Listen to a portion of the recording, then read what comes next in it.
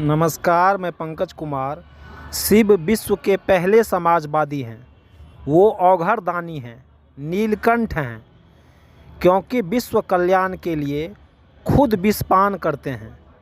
शिव के बारात में सभी तरह के प्राणी हैं। इसमें भूत, पिशाच, अशक्त, विकलांग सभी हैं। यानी शिव का बारात समाज में दलित, उत्प्रेरित, उपेक्षित को साथ लेकर चलने का प्रतीक है। समाज में हाशिए पर खड़े लोगों को सम्मान के साथ मुख्य धारा में लाने का प्रयास है शिव का बारात। शिव जात पात के भेद नहीं करते। यह अजन्मा और अविनाशी है। शिव जाति, कुल, गोत्र की श्रेष्ठता के विरोधी हैं। यह ऊंच नीच, गरीब अमीर के खाई को मिटाते हैं। शिव अपने लिए कोई धन संग्रह नहीं करते। ये कुटिया में रहते हैं और सबके लिए हैं। शायद इसलिए इन्हें विश्व का पहला समाजवादी कहा जाता है। शिव देवता और दानव में भेद नहीं करते। प्रसन्न होने पर दानव को वरदान देते हैं और क्रोधित होने पर कामदेव को भस्म कर देते हैं। शिव का तीसरा आँख अपवाद में क्रोध का प्रतीक है, लेकिन यह मुख्य रूप से संयम, इच्छा और आवश्यकता से निरपेक्ष रहने का प्रतीक है।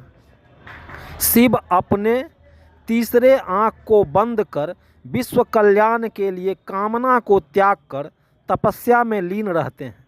शिव सहज देव हैं। इनकी आराधना सहज है। शिव एक लोटा जल में ही प्रसन्न हैं। इनकी इच्छा सीमित है, इसलिए जनसाधारण के यह लोकप्रिय देव हैं। शिव के डमरू से वेदों की उत्पत्ति माना जाता है। शिव नटवर हैं और नृत्य के प्रणेता इन्हीं को माना जाता है। यह देवों के देव महादेव हैं। देवता भी संकट के समय इन्हीं की ओर देखते हैं। शिव कैलाश पर्वत पर वास करते हैं। बसहा इनकी सवारी है और गले में सांप की माला है। यानी यह प्रकृति के बीच जीव जंतु के साथ रहते हैं और बेलपत्र इनका चढ़ावा है। शिव प्राकृतिक संतुलन, जैव विविधता और मानव, जंगल, जीव जंतु के संतुलन की प्रणेता हैं। शिव आविष्कारक हैं, वैज्ञानिक हैं, लेकिन प्रकृति के साथ प्रकृति को संरक्षित रखकर विकास की प्रेरणा देते हैं। जटा में गंगा है और भाल पर चंद्रमा है। संकेत देता है कि शिव तभी प्रसन्न रहेंगे जब गंगा की धारा अमृत बनी रहे। यह पवित्र, साफ, निर्मल होकर बहे। गंगा किसी भी हाल में प्रदूषित ना हो और ना ही आस्था का शिकार हो। ठीक इसी तरह पर्यावरण इतना साफ रहे कि चंद्रमा हमेशा चमकता हुआ दिखे। किसी भी हाल में इसकी चमक धूमिल ना हो। यानी शिव सबसे आधुनिक, वैज्ञानिक, समाजवादी, पर्यावरणवादी देव हैं। यदि समाज में दलित, पिछड़ा, उपेक्षित, विकलांग का सम्मान होगा, वह मुख्य धारा से जुड़ेगा, इनकी सामाजिक राजनीतिक भागीदारी बढ़ेगी तो शिव प्रसन्न होंगे। प्रकृति का संरक्षण होगा, सस्टेनेबल विकास होगा तो शिव हमारे साथ होंगे, क्योंकि शिव सस्टेनेबल मानवता के प्रतीक हैं। यदि समाज के हाशिए के लोग की उपेक्षा, प्रकृति का विनाश होगा तो शिव का तीसरा आँख खुल जाएगा, जिसका मतलब होगा चारों तरफ विनाश।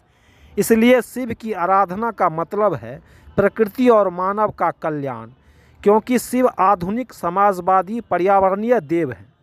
अमेरिका के प्यू रिसर्च सेंटर के सर्वेक्षण में यह सामने आया है कि भारत में सबसे अधिक शिव की पूजा करने वाले लोग हैं। शिव का विवाह इस बात का संकेत है कि मानव अपने सभी कर्मों को पारिवारिक जीवन में रहकर पूरा कर सकता है। कोई भी प्रगति, विकास परिवार और समाज सापेक्ष होता है। परिवार से निरपेक्ष, समाज से अलग व्यक्ति की प्रगति का कोई मतलब नहीं है। शिव पारिवारिक और सामाजिक मूल्य के भी प्रतीक हैं। महादेव परिवार, समाज को जोड़ते हैं। शिव अर्धनारीश्वर हैं, यानी शिव में आधा नारी भी है। ये उमापति महादेव हैं। यानी महादेव अपने अस्तित्व में आधी नारी हैं। इसलिए हर मनुष्य में शिवत्व तभी प्रखर होगा जब नारी को बराबरी में सम्मान मिले। नारी को बराबरी का हक शिव के अर्धनारीश्वर रूप का सम्मान है और स्त्री का आधा यानी बराबरी से कम स्थान देना महादेव के अर्धनारीश्वर रूप का अपमान होगा। इसलिए शिव महिला सशक्तिकरण इसके बराबरी का सबसे बड़ा रूप है। आप देख रहे हैं पंकज का संवाद।